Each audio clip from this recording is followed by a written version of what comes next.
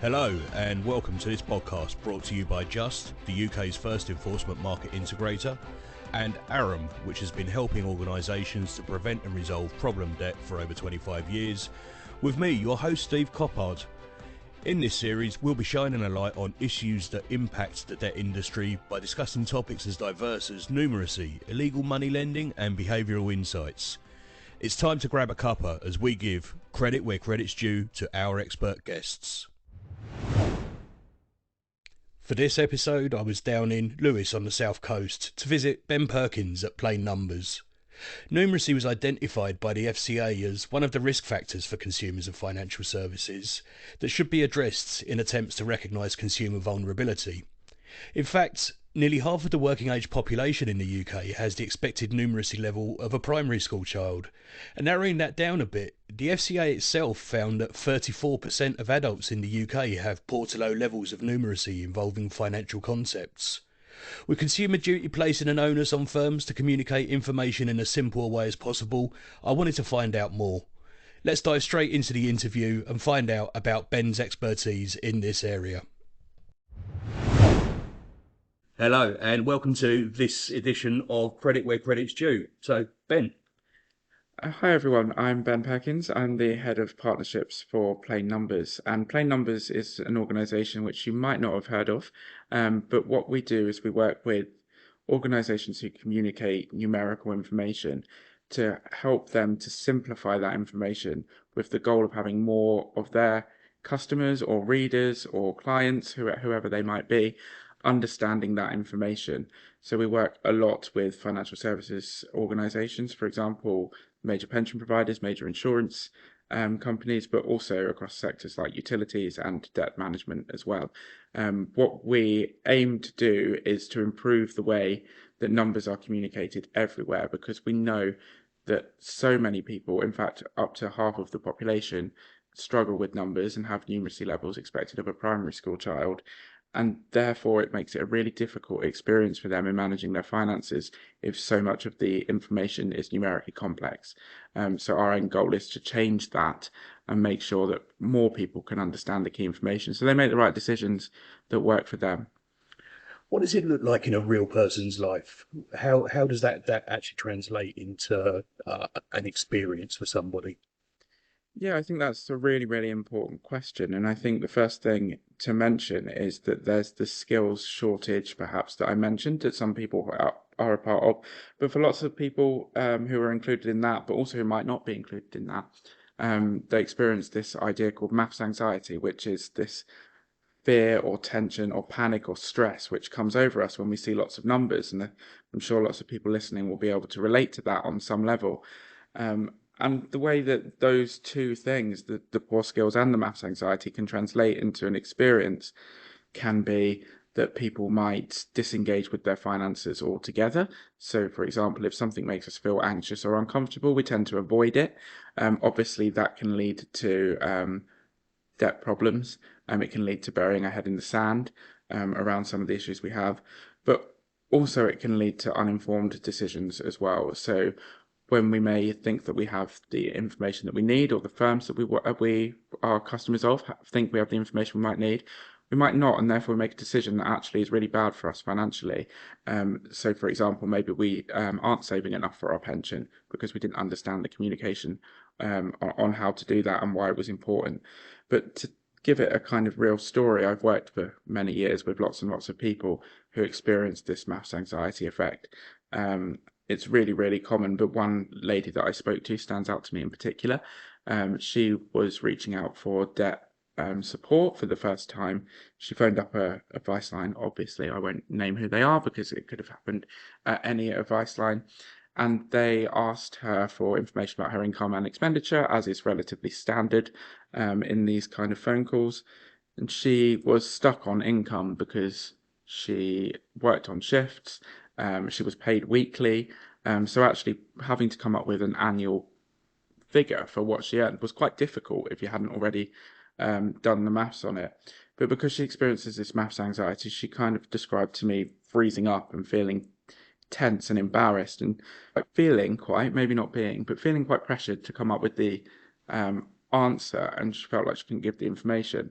She found the experience so embarrassing and uncomfortable for her that she put the phone down, and she didn't reach out for debt advice again until she was £30,000 in debt. So that's obviously a very serious financial impact of someone having that feeling and being given information or commands from a firm that it weren't easy for her to understand or compute, and it was the anxiety that stopped her completely.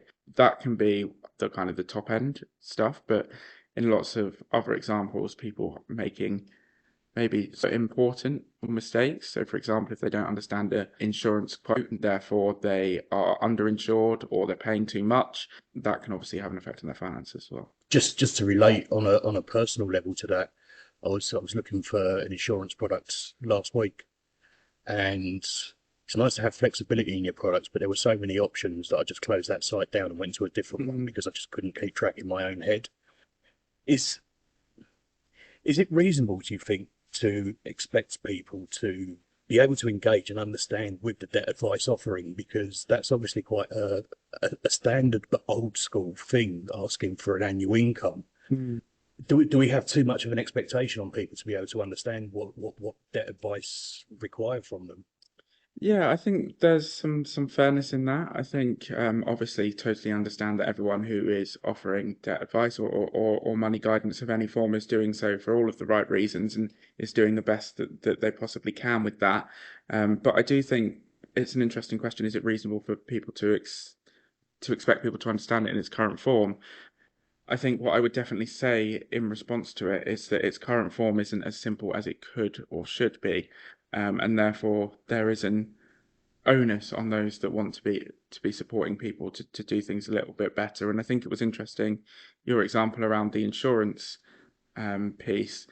There's something to be learned for debt advice in there because a large part of our approach is about how we manage the communication so that it doesn't generate that kind of mass anxiety. And very often we see across all sectors, including debt management, that there's a belief that if you tell everyone everything, then that's better because it's more transparent and they understand more because they've got all the information. Actually, what often turns out to be the case is you tell people the important thing in a fairly simple way, and then you tell people loads of other stuff because you think it's going to be useful, and they get confused by the other stuff and therefore believe that they don't understand the actual thing that was important. And I think there's significant amounts that can be learned across the sector around making sure that we're using the numbers that really matter to people and not just all of the available numbers. That's a really interesting point. But how do you then use maybe behavioural insights to make sure that you've got the critical pieces of information that stand out at the top of the first page?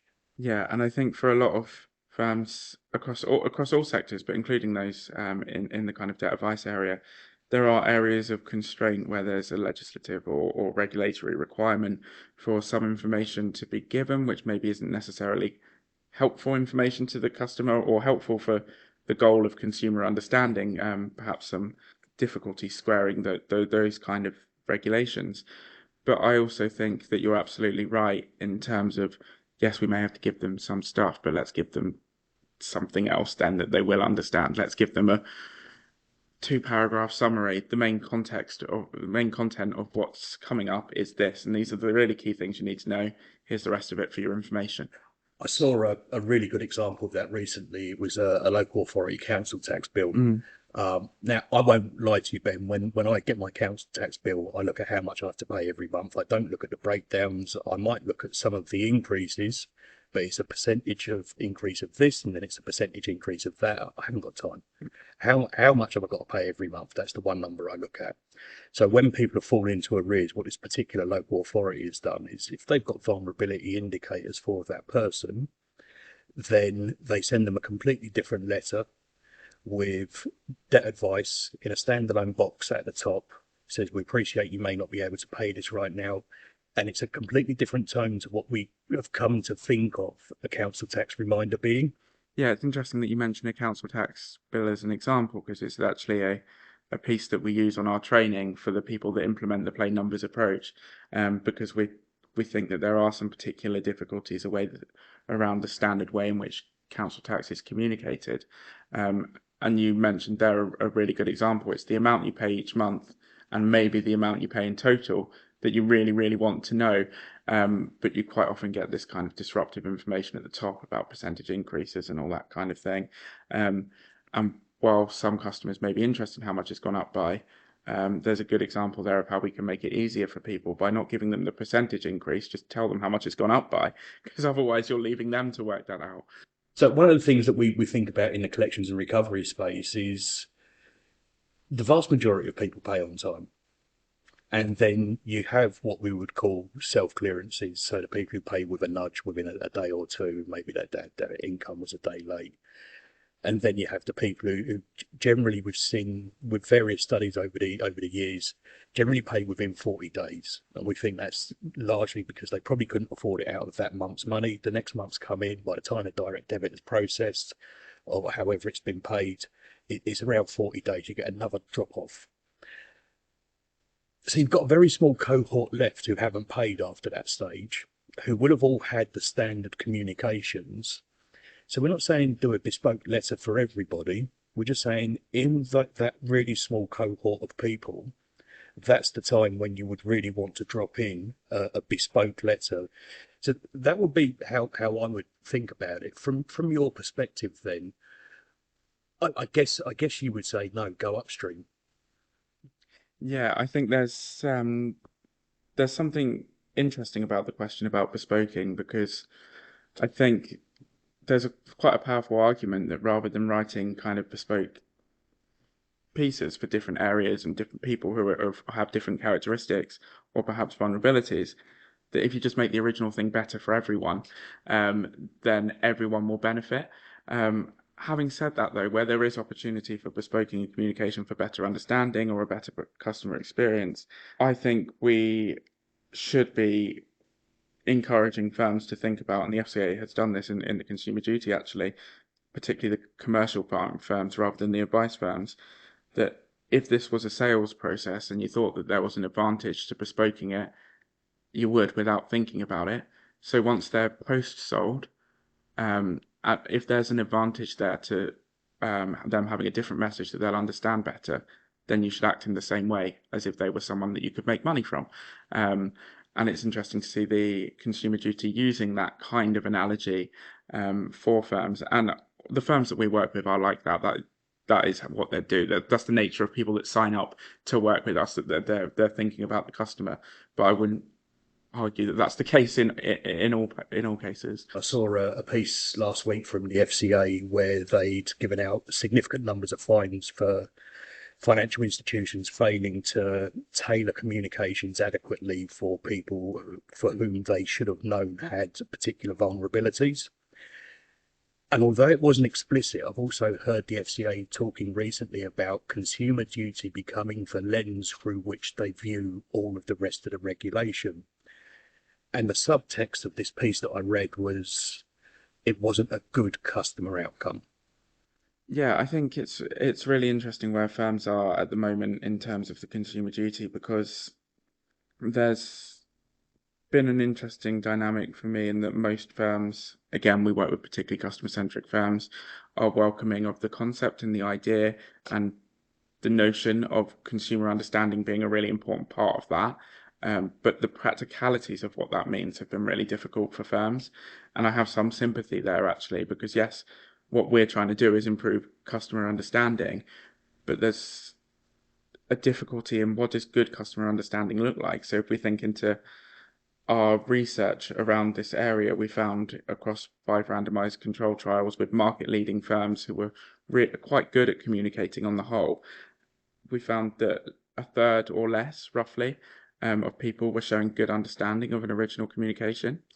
So the plain numbers approach, for example, doubled that. So that's an amazing result in terms of these kind of studies. But then you could also say, thinking about consumer duty, well, in one example, we doubled it from 19% to 40%, so just over doubled. What about the other 60%? And it's a difficult one because it's not possible for the FCA, for obvious reasons, to say well, we're going to set a threshold of 100% of people have to understand things, because that's realistically a long way from where we are at the moment across all FS sectors. But also, it's not possible for them to say, well, if you reach 40% and it used to be 20, then that's great, good for you, because they are stuck with this idea that it will look like they're saying it's okay for 60% of people to not understand. And I think that's what's caused a lot of challenge for firms. And I think the reality is that if you doubled the understanding of your communication, that would more than satisfy what's been looked for. But they can't say that. Yeah, I completely agree. I saw, believe it was Dominic Middleton from the FCA talking recently at a money advice liaison group event, and he was also alluding to a publication that Sheldon Mills had put out on the FCA's website, and it went back to this product versus principles argument. So, do we tell you what good looks like, or do we set you the parameters within which you then try and work out what good looks like for you? And Dominic's point was really quite valid. So he said, we are looking at every type of financial, every organisation that comes under our regulation, at every possible part of the customer journey, and how it's just not possible for them to say what good looks like in every single scenario for every single customer. So that's why it has to be culture of the company that drives that. Yeah, I think that's absolutely right, and that's what we're trying to do with the partners that we work with, to help them embed a new approach into their culture and into their processes. And what we find with the plain numbers approach is that it manifests itself quite differently in different scenarios. So when we look at some of the stuff that can be seen on our website examples, they don't all look like the same thing. And the reason is the dynamics are different all the time. The intent is different. What the customer needs to do or needs to learn is different each time, even if it's the same communication but for a different brand, because there's been a slightly different customer journey to get there. And therefore, the point that you made there about how difficult it would be to show what good looks like every time is valid, but also I'm not sure it would be helpful, Mm. because we've seen before other communications that are templated in such a restrictive way that actually it doesn't give the firms the freedom to do something like, oh, in our scenario, we know the number one thing that the customer needs to know and struggles with in this concept is this thing. Let's put it right first. They can't do that with a template. I don't necessarily think it's a helpful thing to do, and that firms need to take that kind of that mantle and almost like self-regulate their culture to make sure that everything's being done through that lens of customer first. And I think sometimes when people are told specifically what they have to do, that level of restriction, I'm just thinking of an example that I learned about just last week actually, in terms of regulation, looking at some pensions information, and there are obviously risks that have to be declared, and rightly so, around certain products and certain investments. But this particular piece of regulation said that they had to all appear on one single A4 page. From a customer comprehension point of view, I would argue that each one appearing throughout the document nearer to the thing that the warning is relevant for makes it a more useful warning, rather than all on the same page. But then that's been done because it was believed to be the right thing to do. It wasn't seen as a problem, so that's not a criticism of the regulator in any way. They were trying to give prescriptive regulation for the right reasons. Just do it like this and it'll be fine. But as it transpires, it's actually a bit of a conflict with helping the customer. Do you often see people putting something into a letter and then saying, "Let's test that as it comes back"? Yes, yeah, and I think testing is a really important part of it as well, because whatever the approach you're using, and ours is no different, there are always kind of principles that need to be applied. Almost there's a science behind it to an extent, but then there's always this kind of artistic thing where people have to make decisions, have to make choices. You come up with some that could go either way. We have done enough testing in the past to be really pleased on the principles, and we know that if you apply them, that will get better results. But it will be really common for someone to be working on something and something to be a bit 50-50. You could do it like that, you could do it like that. Maybe it depends on the nature of your customer base, or it depends on what it is that you want them to do next, or all that kind of thing. And that's when the testing comes in really valuable, because you can actually see. But I think the most important thing to say about testing for any communications, but including debt communications or any other financial communications, is that we quite often, across many sectors, are a bit unclear on what it is we're actually testing. And the reason that I say that is that lots of firms will see themselves as testing comprehension already, and what they might actually be testing is perceived understanding of something. So maybe asking a focus group, for example, is this easy to understand? Do you understand this? Does this all look clear and fair? What we found in our research is that across all cases that we looked at, as is common in behavioural science, about 70% of people said yes. Then when you ask them to demonstrate it by asking them questions about what the communication actually says and seeing if they can get the answer, that's when we got very different results. So I guess the thing that I'm saying about testing is, if we want to know if customers genuinely understand it, we need to have a look at our testing processes and say, well, are we asking things that elicit that answer, or are we just getting a tick box, yes, I understand it, and we're getting 7 out of 10 probably people saying yes, and is that enough for us? And I like to think that a lot of firms, once they've seen that, will realise that no, maybe it's not. It was the behavioural science bit was what prompted my question there. So I read a report a while back now from Ofgem. They did the qualitative and the quantitative testing, and they found that if the first communication that was sent out, the very first reminder, was very harsh, not only did it drive people's engagement down to that communication, but it also drove it down for subsequent communications. And I also think in terms of customer understanding as well, it's quite easy to create an effect. And maybe as a sector, pensions is an area that's very much in this place, where the first time you talk to someone about something and they don't understand it, and then if it happens again a second time, people start to think, oh, I'm not going to understand that anyway, so they don't even bother. And I can imagine situations where people are getting debt support, maybe debt management plans and stuff, and they're getting statements through, and they see the kind of big block of numbers that you typically get on a debt management plan statement, and they just go, well, I didn't understand that last time, so I won't understand that this time, and just throw it aside. And obviously that's not what we want them to be doing. So there is some relevance there in terms of debt collection, because as you say, if you put people off the first time in terms of the tone of it, then it can have that effect. Also, if they don't understand what they're supposed to do the first time, it may also have that effect. Something you said earlier, it made me think around the comprehension point, that maybe sometimes where the comprehension isn't great, if we're not doing the testing, looking at the outcome of the letter isn't necessarily the right thing to do either, because like me with my council tax bill, I may not necessarily understand it. I could probably work it out if I sat down and set up a spreadsheet and went through it all. But the fact I pay every month doesn't necessarily mean that I understood the letter that they sent me. So the outcome isn't necessarily a good test of comprehension either. Yeah, absolutely. And I think obviously this move towards outcomes-based regulation, I think, is a fantastic thing, because that's what we're all about. And we see that comprehension is a step towards that. But it is possible for people to not understand and then be seen to have had a good outcome, but it might not have been a good outcome, or it might have been by chance. It doesn't mean that they would get the same outcome next time.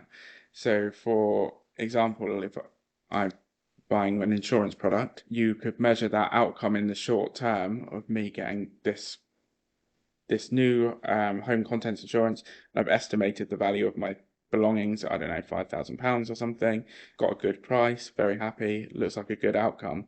It's not a good outcome if I then go to claim on the insurance for something that I thought was covered and isn't, and I end up having to cover that personally, and maybe it's a very significant amount of money. That's not a good outcome. So I think we always have to be aware of the fact that comprehension is something tangible that can be measured, with the hypothesis it leads to good outcomes. But good outcomes themselves are a little bit too subjective. What's a good outcome to you, for example, might not be good for me. So, in the grand scheme of things, then, where does numeracy fit? Is it the answer, or is it an important piece of the puzzle? I think it's a really important piece of the puzzle, and I think it's one of the most forgotten about pieces of the puzzle. Listeners might be familiar with the occasional paper 8 from the FCA, which was all about vulnerability, and they identified lots of really important factors that might be able to make people financially vulnerable, one of which was numeracy for the first time, which was interesting. But when you put the figures on that, and the FCA include the data in that publication, what you see is that poor numeracy is the vulnerability that affects the single largest number of adults. So what I'm not saying is that one person who's affected by perhaps dementia, or they're living with cancer, or they have no internet, or whatever other vulnerability they might have, is impacted in the same way as one person who has poor numeracy. That would be a crass comparison. But what it does demonstrate is that this is a huge proportion of the population, about 20 million adults. And what we've begun to observe was that almost all organisations that we work with and have spoken to do really fantastic, important work. Lots still to do, but have started important work on every other vulnerability that's included in occasional paper 8. But no attention is very often given to the way that numbers are communicated, and therefore people who struggle with numbers are kind of left out of that a little bit. It's really important, though, that we recognise that customer understanding is an essential part of good debt advice, and an essential part of good customer outcomes. But there are other things. Without the customer understanding, you're going to have difficulty getting them the best outcome. But that doesn't mean to say that by, for example, communicating in plain numbers, addressing the numeracy worries of people, that's great and nothing else is going on in their lives. But of course, that's not how it is. But for some people, there will be a proportion out there who are in a difficult situation because of misunderstandings, and that being the main factor. But there'll be lots of other factors in their lives too. And the fact remains that when you address consumer understanding, particularly from a numbers perspective, you do make the experience better for everyone. So even if someone is in debt and getting advice for very different reasons, it wasn't misunderstanding, that experience for them is nicer if they can understand what it is they're being given and what they're being told. Well, look, it's been a fascinating conversation so far, Ben. You obviously care a lot about this. What's in it for the businesses that you work with? Yeah, I think there's a lot in it for businesses as well as customers. And I think the first thing that I would say is that for the businesses we work with, they care about the customer, and that matters. So that in and of itself is significant. If more customers can understand it, they're better able to avoid any kind of financial harms that they might come across, but also they're better able to meet their own financial goals. Again, obviously understanding within that is a component, not all of it. If there simply isn't enough money, then understanding that isn't going to get them into a better financial position. But it's an important part of being able to work towards those goals. So there's that in and of itself. But for businesses as well, by doing this positive thing for their customers, I really think there's significant benefit for them as well. So one example is obviously being compliant with regulations that are coming up if they're FCA regulated, but also better customer understanding can lead to things like reduced contact with their call centres, less time chasing payments, and reduction in overheads. We've also seen some evidence recently from some of our partners that when you apply the plain numbers approach and you're really clear with people, their vision of you as a brand improves, and therefore you get greater loyalty among the customers. For some sectors as well, it's also just a commercially good thing if the customer does what they're meant to do. For example, pay more into a pension. It's good for them too. So I think there's a really important thing where we are in the landscape at the moment for firms where customers' understanding is really high on the agenda, that is seen as much as an opportunity for customers and businesses as it is a challenge, which undoubtedly it also is. And it doesn't become one of those things that people feel, oh, we've got to do this because we have to do it. Actually, it's one of those things that's good for everyone and a great opportunity for firms to take. Bringing this all back to where we started, the lady you spoke about who had been unable to articulate her annual income and then not being able to pick up the phone again until she was £30,000 in debt. What would her experience have been like, do you think, if some of the solutions that we've spoken about and some of the challenges, if those challenges weren't there, if the solutions were in place, what do you think her journey could have looked like instead? I think in that situation, there's something important to say that that journey that she was on would always have been difficult and an uncomfortable moment in her life. But that's the nature of that kind of experience.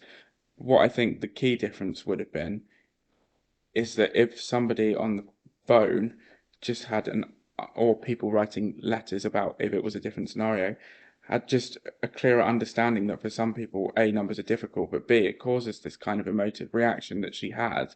Because in the sector, people are giving debt advice because they really want to help people. I think even just knowing that it might have been maths anxiety, and no, she wasn't being difficult, she wasn't like concealing information, then I think the person would have behaved differently.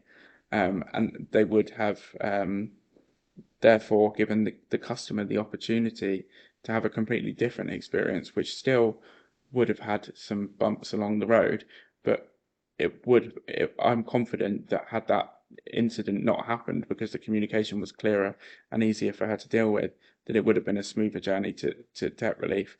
And I remember her telling me as well at the time that she's quite confident in that as well. So I guess if anyone's listening and that kind of maths anxiety thing does relate to them, what we want to see is organisations really thinking about that in terms of their cultural shift amongst consumer duty. We often think about, do people understand the words we use? Do people understand the jargon? And again, there's more work to be done on that, but we think about it all the time. And we need to be thinking, do people understand the numbers we use? And what are these numbers actually telling someone? And is it fair to expect them to understand that? Ben Perkins, thank you very much.